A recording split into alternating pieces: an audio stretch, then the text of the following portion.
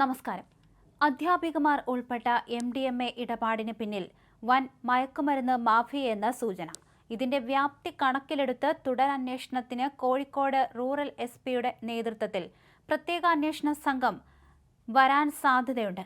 MDMA വിൽപ്പനയിലൂടെ പണമിടപാട് നടത്തിയ കേസിൽ ഓപ്പറേഷൻ തൂഫാനിൽ അറസ്റ്റിലായ അധ്യാപകർക്കെതിരെ വിദ്യാഭ്യാസ വകുപ്പ് നടപടി സ്വീകരിച്ചിട്ടുണ്ട്. പേരാമ്പ്ര മരുതോങ്കര സ്വദേശി കീർത്തനയെ പിരിച്ചുവിട്ടിട്ടുണ്ട്. കഴിഞ്ഞ ദിവസം അറസ്റ്റിലായ കൂരാച്ചുണ്ട് ചെറുകാട് കാവ്യയെ ഇന്ന് പിരിച്ചുവിടും.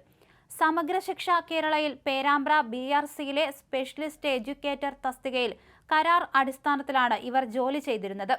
വിവിധ സ്കൂളുകളിൽ പല ദിവസങ്ങളിലായി എത്തി കുട്ടികൾക്ക് പരിശീലനം നൽകുന്ന രീതിയിലായിരുന്നു ജോലി. ഇത് മറയാക്കിയായിരുന്നു ലഹരി വിൽപ്പന. അതിനിടെ കേസിൽ അറസ്റ്റിലായ താൽക്കാലിക അധ്യാപിക കാവ്യയെ സർവീസിൽ നിന്നും പിരിച്ചുവിട്ടുകൊണ്ടുള്ള വിദ്യാഭ്യാസ വകുപ്പിന്റെ ഉത്തരവ് ഇന്ന് പുറത്തുവരും.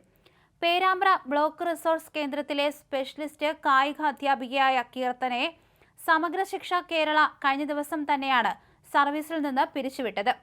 ഡെപ്യൂട്ടി പോലീസ് സൂപ്രണ്ടിന്റെ നേതൃത്വത്തിൽ നടന്ന ഓപ്പറേഷൻ തൂഫാൻ എന്ന ലഹരി വിരുദ്ധ സ്പെഷ്യൽ ഡ്രൈവിലാണ് നാടിനെ ആകെ ഞെട്ടിച്ച വിവരങ്ങൾ പുറത്തുവന്നത്. വിദ്യാർത്ഥികൾക്ക് മാതൃകയാകേണ്ട അധ്യാപികമാരാണ് ഹൈടെക് ലഹരി ശൃംഖലയുടെ പ്രധാന ഇടനിലക്കാരായി പ്രവർത്തിച്ചത്. ലഹരി ആവശ്യപ്പെടുന്നവരിൽ നിന്ന് QR കോഡ് വഴി സ്വന്തം അക്കൗണ്ടുകളിലേക്ക് തുക സ്വീകരിക്കുകയായിരുന്നു ഇവരുടെ രീതി. പണം ലഭിച്ചാൽ ലഹരിമരുന്ന് ഒളിപ്പിച്ചു വെച്ച സ്ഥലത്തിന്റെ GPS ലൊക്കേഷൻ ആവശ്യക്കാർക്ക് അയച്ചു കൊടുക്കും. ഈ സ്ഥലത്തെത്തുമ്പോൾ സംഘത്തിലെ മറ്റൊരാൾ ലഹരി കൈമാറുന്നതായിരുന്നു രീതി. കീർത്തനയുടെ ബാങ്ക് അക്കൗണ്ടിലേക്ക് എത്തുന്ന വൻ തുക പോലീസിന്റെ സംശയം ഒഴിവാക്കാനായി സുഹൃത്തായ കാവ്യയുടെ അക്കൗണ്ടിലേക്ക് മാറ്റുകയായിരുന്നു. MA സൈക്കോളജി ബിരുദധാരിയായ കാവ്യ നിലവിൽ ചെറുവാളൂർ ഗവൺമെന്റ് LP സ്കൂളിനോട് ചേർന്നുള്ള ഓട്ടിസം സ്കൂളിലാണ് ജോലി ചെയ്തിരുന്നത്. 2 വർഷം മുൻപ് അപകടത്തിൽ പരിക്കേറ്റ കാവ്യയുടെ ചികിത്സയ്ക്കായി മറ്റ് അധ്യാപകർ പിരിവെടുത്ത് പണം നൽകിയിരുന്നു. എന്നാൽ അടുത്തിടെ കാവ്യ പുതിയ ആഡംബര കാർ വാങ്ങിയത് സഹപ്രവർത്തകരിൽ സംശയമുണ്ടാക്കിയിരുന്നു. വിദേശത്തുള്ള സഹോദരന്റെ വാഹനമാണിതെന്നായിരുന്നു കാവ്യ നൽകിയ വിശദീകരണം. 2 ആഴ്ച മുൻപ് വടകര പോലീസ് 2 ഗ്രാം MDMA-യുമായി സഫ്വാൻ, റിസ്വാൻ എന്നിവരെ പിടികൂടിയതാണ് കേസിൽ നിർണായക വഴിത്തിരിവായത്.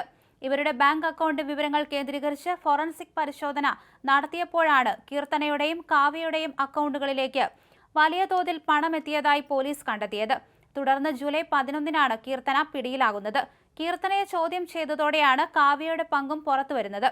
അധ്യാപക പരിശീലനങ്ങളും ബോധവൽക്കരണ ശില്പശാലകളും നയിക്കേണ്ട BRC അധ്യാപികമാർ തന്നെ ലഹരി മാഫിയയുടെ പ്രധാന കണ്ണികളായത് വിദ്യാഭ്യാസ മേഖലയ്ക്ക് കടുത്ത നാണക്കേടായിട്ടുണ്ട്. അധ്യാപികമാരുടെ അക്കൗണ്ടുകളിലേക്ക് പണം അയച്ചു കൊടുത്തവരെയും ലഹരി നേരിട്ട് കൈമാറിയിരുന്ന ഏജന്റുമാരെയും കണ്ടെത്താൻ പ്രതികളെ ചോദ്യം ചെയ്യുന്നതോടെ സാധിക്കുമെന്നാണ് അന്വേഷണ സംഘത്തിന്റെ നിഗമനം.